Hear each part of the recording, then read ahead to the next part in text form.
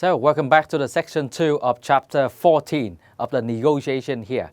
So in this video, we will learn about how stereotype and prototype can impact your negotiation process. Now here we go for this one.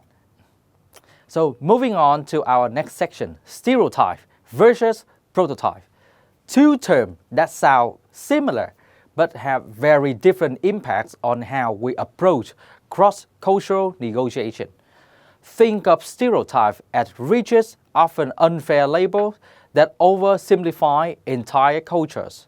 So they like putting people in a box with no room for individuality. On the other hand, so prototype, which means like all of the variation have to follow the model one. All right, so let's do a quick matching exercise to reinforce the step we just discussed. Match each statement on the left with the appropriate action on the right. Please pause this video for 1 minute and finish this exercise quickly. It is just a piece of cake, so you can do it. Now, I will give you 5 seconds to pause the video and then make sure that you have to read it carefully. All right. So now, let's check our answer. How about number 1? All Italians are passionate and expressive. So what do you think? Stereotype or prototype? So the answer will be, right, bingo, stereotype here. How about number 2? In Japan, business meetings tend to be formal and people often avoid direct confrontation. So what do you think? Is this a stereotype or a prototype? So number 2, we'll go with prototype, bingo. How about number 3? Maybe it's just the short one, but I guarantee that you can do it. So number 3, we'll go with stereotype, very good one. How about number 4? In India, it's common for decisions to be made with the input of family member. So what do you think? And that will be prototype here. How about the last one? Number 5. So number 5 will go with, right, prototype here. Very good one, everyone. Now, to understanding the difference between stereotype and prototype is more than just a good practice. It's essential for successful cross-cultural negotiation. Here's why. Right, so build better relationship. When you approach others with an understanding of prototype rather than stereotype, you are more likely to build trust and positive relationship. Number 2, improve the negotiation outcome. So by avoiding the pitfalls of stereotyping, you can tailor your approach to better align with your counterpart's cultural norms, leading to more favorable negotiation outcome. Number 3, reduces miscommunication and conflict. Recognizing prototype helps you navigate cultural differences without jumping to the conclusion, which minimize the misunderstanding and prevent the unnecessary conflict. And number 4, keep you flexible and open-minded. So you staying aware of the different keeps your mind open and adaptable, allowing you to adjust your strategy on the fly as you learn more about the individual you are negotiating with. Now, it's time to put what you learn into practice with a self-evaluation assignment. Here is your task. Choose 2 countries and write down 1 common stereotype and 1 prototype for each one. Then, you have to explain how these might affect how people from other cultural interactions. Finally, let's talk about dimension of culture in negotiation. We explore how different cultural dimensions influence negotiation strategy and outcome. One of the most significant cultural dimensions is negotiations is the individualism versus collectivism. So in individualistic culture, like the US, people prioritize personal goals and often make decisions independently. And in the collectivist culture, like Japan, the focus is on group harmony and decisions are usually made with a group best interest in mind. So understanding where your negotiation partner falls on this spectrum can help you tailor your approach.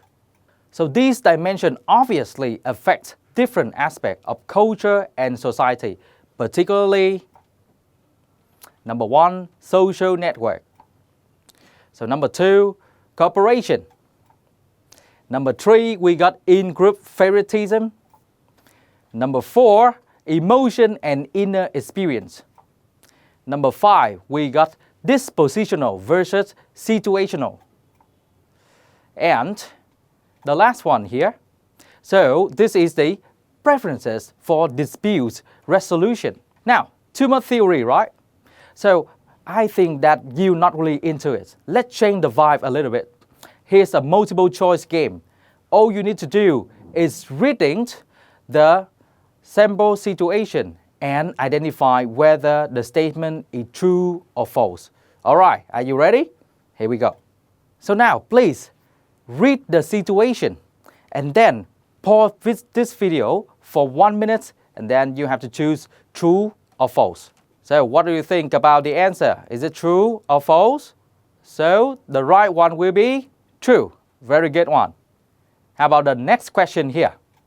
And make sure you have to read it carefully and pause the video and choose the correct one.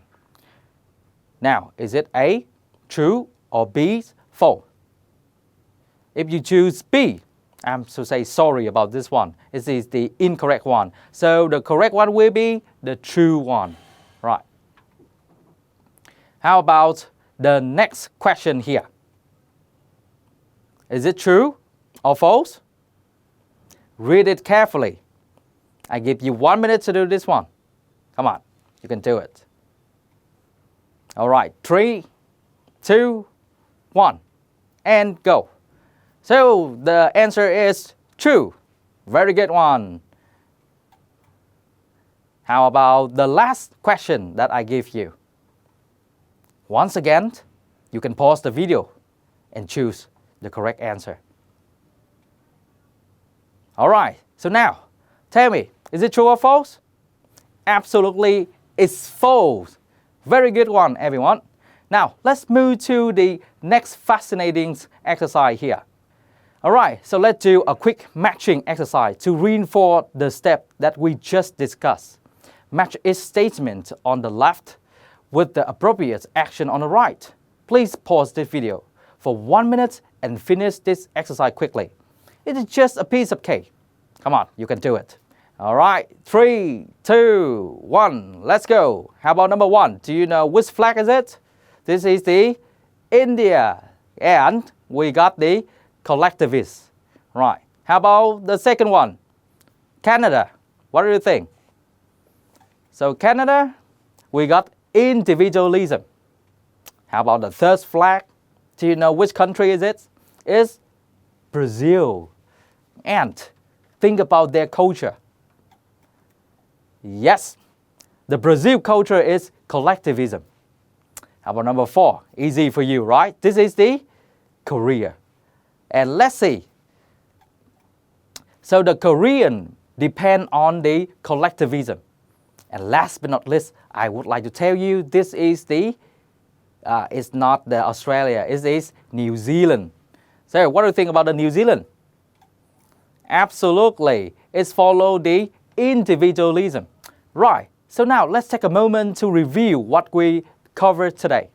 First and foremost, we know about the culture and it's important here. Secondly, we know the difference between the stereotype and the prototype and how to use it in the negotiation, right? And the third one, we know the difference between 2 dimensions of negotiation here. So as we wrap up the chapter 14 on cross-cultural negotiation, remember that understanding and navigating cultural differences is not just about avoiding the misunderstanding. It's about leveraging those differences to create a stronger, more meaningful connections. So this brings us to the last chapter, chapter 15. negotiation via the information technology.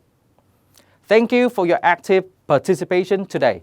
Good luck, and I will see you in the next chapter.